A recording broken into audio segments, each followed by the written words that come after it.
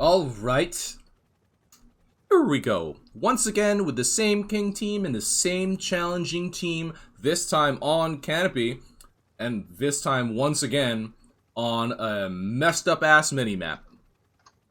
I am here with my good buddy Frisky Cow. Moo. Hello. Moo indeed. Pre-game has finally started. And Canopy is a little weird because it has a 2 elevation difference rather than the normal 1 between the high ground and the low ground. It kind of screws with your perspective a little bit.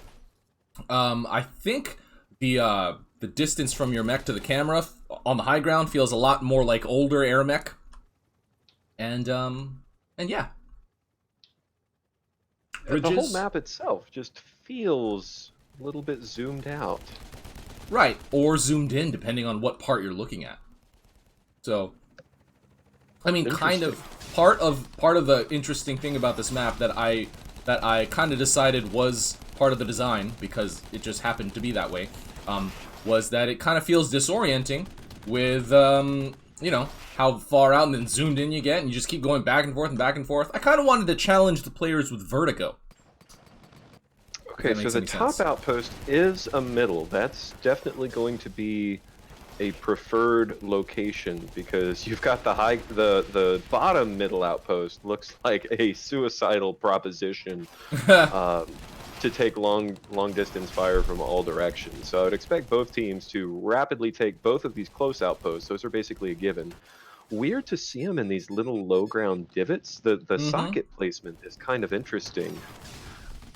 One thing to point out though, that I don't really think that, you know, taking fire from all sides is really gonna happen, because the 2 elevation difference, it kind of creates more distance, so you actually have less range in a sense than you're used to, because the Z difference is actually a lot higher. So the tanks, although they will be, you know, laying that circle overlay on the ground, the range, you know, the range overlay, they actually won't be able to fire on that whole thing, which is kind of interesting. I think having the chasms between all the outposts is a little interesting in that it really prevents you from getting a good angle with conventional units. Now, here we go with the mid-fight I was expecting. Lord of Lords barely gets out of there alive. Apple dropping heavy mine? That's sadistic, but okay. I mean, it's a standard move. But it is pretty standard, yes. Are a good way to prevent the other player from ever pushing forward. The red team clearly knows that these are there. This is just a move by Apple to say, huh, oh, you can't come, even if you wanted to. I would really like to see players use the the bottom mid on this map. Not necessarily to go for it first, but you can easily drop 2 buckies or so and let it, you know, auto clear that side for you, and after a couple minutes on the mid fight, you basically have bottom mid for free. There's tons of sockets over there. Probably not that hard to clear the bottom set of neutrals. Probably takes about 10-20 seconds with a good amount of tanks. So yeah, I mean, you're eventually going to reach a stalemate at this you know, this mid fight at the top. Very likely, especially if you have 2 competent teams making, you know, artillery and defensive lines. It's going to be a lot like Twin Peaks.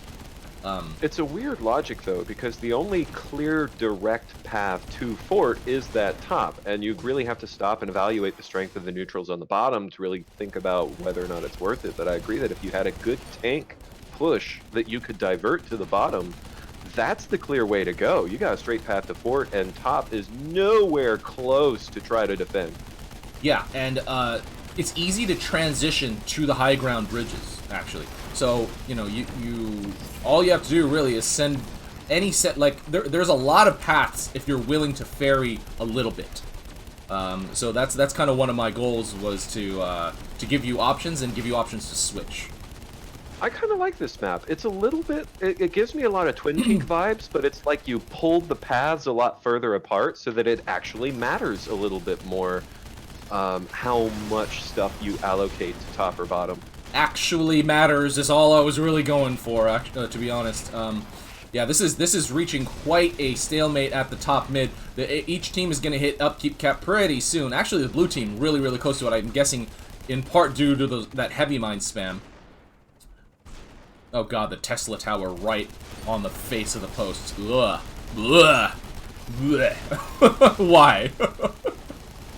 So if you are spectating and you would like to jump into the action and challenge the so far unbeaten Apple738 and Lord of Lords, just hop into the queue by typing !join. So far unbeaten. 2 whole games. Considering that the maximum number of games that the Kings will go is 5, that's a 40% streak. 5. Blue team grabbing mid, grabbing bottom mid. Yeah, they got a bottom. Those weird. What do you call those half socket lumps, socket tumors on the bottom side? They used to be what you dropped the CTF balls in, if you ever played CTF. But I don't know what they're called. I forget what they're called. What the prop is called. But hey, they're just decorative, really. I just wanted something for the socket pipes to come from. And I copied Overkill's map design with that, you know, it's just an aesthetic thing. But blue team grabbing bottom mid. Yeah, because no one's really going to win that mid fight in the top without something just fundamentally changing. MonsterScuff hopefully does not forget about those heavy mines. Pushing would be suicide here. Even a leapfrog is a little bit weird. Couldn't place Buster at edge. Okay, well I don't really. I'll look into that. I don't know if it He's really talking matters. about the bridges, I think. Bridges? Really? The right-hand bridge. Oh, okay. You can't really get it close to the edge, so Buster can't really shoot off the bridge. I don't think you can really do anything about that. It's a prop. That is the mercy of how Carbon has created these props, basically. That is not fixable if that's the case. MonsterScuff stays alive somehow. Blue it team... is a really inconvenient place to be hurt, though, because you have to take off to get back to your post. That's an interesting dynamic, and it seems like you've laid out the terrain specifically to screw over people who are doing jump spam. I don't know. I mean, I think you can jump boost, though, right? I would think that a well-placed jump boost, which someone who is experienced in the game and, you know, has the timing down, I don't really think that it's that... I don't know. I'm not sure if a jump boost can traverse that gap. I don't know. I'm not sure. But we can find out. Yeah, I'm wondering if anyone is listening to this stream that's playing right now. I didn't say, you know, turn off the stream. I feel like that's understood already, but whatever. Whatever advantage you can get, right? When diamonds are on the line. Yeah. So blue socketing Whoppers has full control over the bottom. That's the reason they haven't really pushed that bottom outpost yet. It's just because they can't produce enough units yet. So they're going to have to get a Whopper in every single socket before they feel comfortable exploring. And I mean, they can clear the bottom. It's not very difficult. They just got to dedicate one player for about 20 seconds, I would think. They have plenty of units to do it. Could take out all those heavy mines from MonsterScuff. Yeah, and they have relinquished their Osprey in favor for a striker. I suppose that's okay. Except Normally, for the fact in that a protracted mid-fight with no nearby outposts, I would generally give the advantage to the Osprey, and maybe that's why it seems like Apple is the complete upper hand here. And MonsterScuff with a heavy mine on the low ground there does not want to push. Very unlikely to see a push, honestly, at this stage of the game with how things are currently laid out. But How do you feel about both teams using turtles as frontal blockers in a mid-fight? I guess that's what... It's better than the other ways turtles have been used in the past when they were really broken, but that's kind of... See, before, all the artillery would focus on it, and all you'd have to do is heal it with an Osprey or put a couple healing units behind it, and you'd be immune to any number of artillery. Now, the way that artillery works with built-in inaccuracy, it's not really going to be as broken. So, I don't mind it as much, for sure.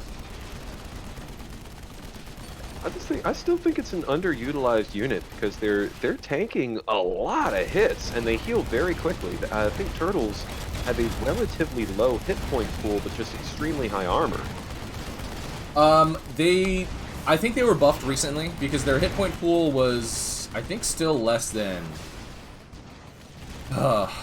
like about half a tank or even less than that. But it just makes them really healing efficient. It does. It does. I think red getting shredded by those grinders. That seems to be the really hard counter to what they had laid out there. Busters and rebels. Oof. Ooh. Ooh, indeed. Oh my goodness.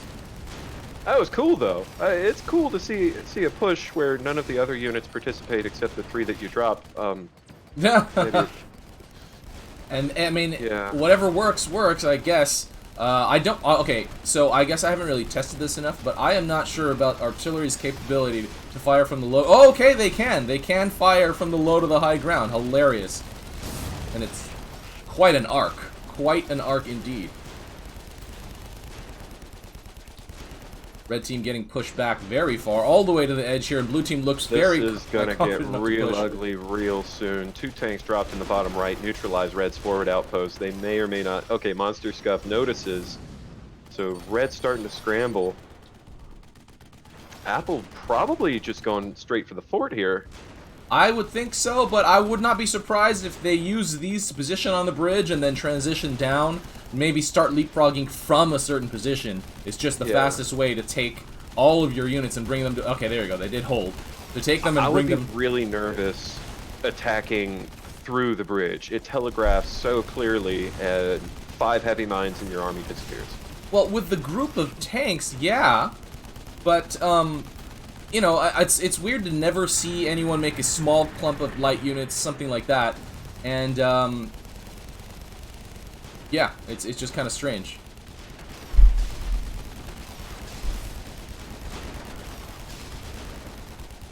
No, he's going for it. So they're going to press into this bottom outpost. I think they might realize that they've got a 4-to-1 upkeep advantage. Also got a Bertha hammering that top outpost, so that's going to go neutral, no problem. Well, no, MonsterScuff getting finished off there. Kraken in a deep trouble. With 2 mechs on him, able to Q heal. Will he be able to get back to his fort? The answer is no. Well, I mean, he got back to his fort. Well, it just didn't end quite the way he thought it would. Right, he didn't get back to his fort with his life intact, I guess. It's interesting. So, okay, blue's captured that. Blue is prepared to capture the top outpost. The last couple holdout red units. Minor reposition of the Bertho should knock those out. The creeps that are falling in there should also be pretty good. Yeah, red team basically done here. It does look like we will have victory number 3. If has not pushed the surrender button, he's certainly thinking about it.